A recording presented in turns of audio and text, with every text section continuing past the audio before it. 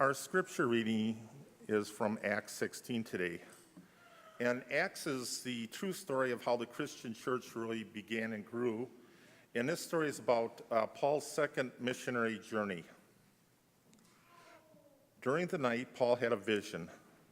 There stood a man of Macedonia, pleading with him and saying, "Come over to Macedonia and help us."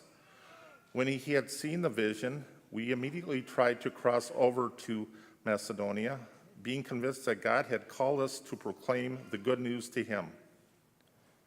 We set sail from Troas and took a straight course to Samothrace the following day, to Neapolis, and from there to Philippi, which is a leading city of the district of Macedonia and a Roman colony. We remained in this city for days. On the Sabbath day, we went outside the gate by the river, where we supposed there was a place of prayer. We sat down and spoke to the women who had gathered there. A certain woman named Lydia, a worshiper of God, was listening to us. She was from the city of Thyatira and a dealer in purple cloth. The Lord opened her heart to listen eagerly to what was said by Paul. When she and her household were baptized, she urged us, saying, "If you have judged me to be faithful to the Lord, come and stay at my home." And she prevailed upon us. May we have the ears to hear these words.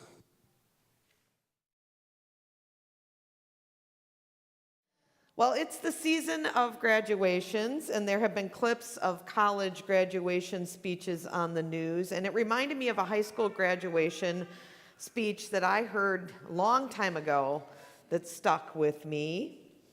I was serving a church in Connecticut, and I was invited to deliver the invocation at commencement. It turns out it was the last invocation offered in a public school in Connecticut, because shortly thereafter a law was passed that banned such things.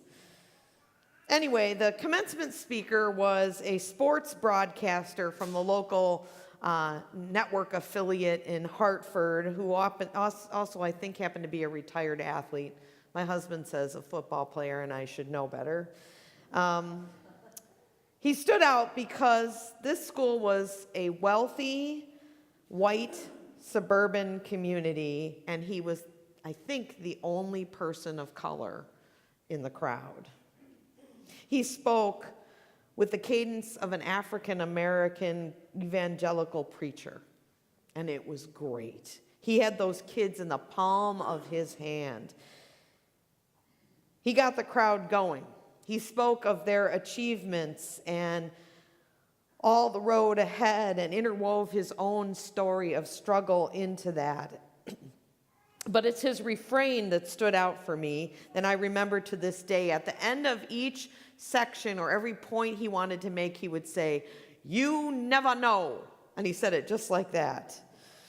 He said it so often that towards the end of the speech, the crowd began to say it with him. "You never know." His point was that you can chart out a course in life, but things don't always go as planned. And unashamed of his evangelical roots, he even said, "God may have another plan for your life. You never know."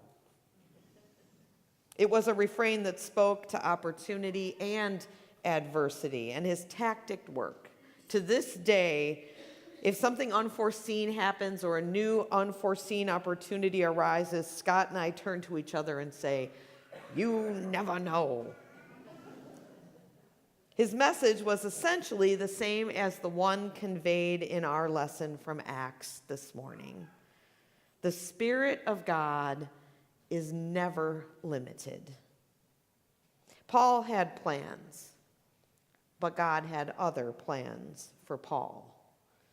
Listening to the Spirit, Paul shifted course and headed to Philippi and Macedonia. You never know. Paul had a mission, but God had another mission in mind. Listening to the Spirit, Paul ignores patriarchal norms and engages in conversation with a group of women at the riverside. You never know. Paul imagines he has something to offer the women, but God invites him to receive instead of giving for a moment. Listening to the Spirit, Paul engages in prayer and discernment with these wise women. You never know. Lydia, a woman of independent means, doesn't need a thing from Paul, but God has something to offer her. Listening to the Spirit, God opens her heart to listen eagerly to what was said. You never know. Lydia and her household had their day planned out, but God had other plans. Listening to the Spirit, she and her household are baptized, and Paul and Silas stay at her home. You never know. I know it may look like a simple and intimate act of faith, but God had bigger plans for Lydia. Through her and the power of the Spirit, Christianity has a foothold in this Roman colony, developing a congregation that will serve as a source of joy and support to Paul throughout his mission. You never know. The waters of baptism are powerful, giving life, inviting love, making whole. As we witness to little Evelyn's baptism today, yes, we see all the potential and hopes and dreams contained in her. She is all possibility. We celebrate with her parents and her extended family all that she means to them, and we support them in the promise, adding our own covenant of support, promising the nurture of the church throughout her journey. You never know. I tell the confirmands as they prepare to affirm those baptismal vows that God will make good on those promises. We don't know when or where or how, but if we continue to listen, God will guide us into the plans that God has for us. You never know. Now, you may have come to worship today thinking you were just doing your church duty. Maybe you're here imagining another typical Sunday, a quiet holiday weekend, but the Spirit might be inviting you to something deeper. Each time we participate in the sacrament of baptism, we have an opportunity to remember and renew our own baptismal vows. Come with me to the font for a moment. This is where it all began. Here the Spirit first blessed you. Here you were named and claimed. Here you, like Evelyn, were celebrated and welcomed to the family. Here the reality that you are God's beloved child was affirmed. And those promises were not just for that day. Each day, God claims us as God's own. Every day, the Spirit beckons. Listen. Be open. God has plans for you. You may think that the journey is over. Maybe you are tired and road weary. Listen. Be open. God is speaking opportunity to you. The Spirit blows the winds of vitality through you. You never know. You may think your ship has sailed. Time and disappointment have made you feel as though your gifts are not of value. Listen. Be open. God has always known your belovedness. You are precious in God's eyes, just as much as little Evelyn is.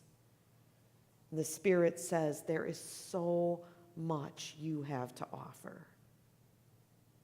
You never know. You may be heartbroken, feeling that grief is too great to bear. Listen, be open. God longs to ease your pain and heal you. The Spirit offers new life and vitality in ways you never expected. You never know. You may be moving full steam ahead, excited and alive with possibility. Listen, be open. God encourages and guides you. The Spirit's winds add lift to your wings. You never know. We are each of us nothing but beloved potential to God. We may feel otherwise some days. But when we feel that way, remember the font. Remember your belovedness. Remember the potential and promise contained in little Evelyn, and know that you are no different. May we have hearts open to hear, wisdom to listen, and the courage to follow. You never know. Amen.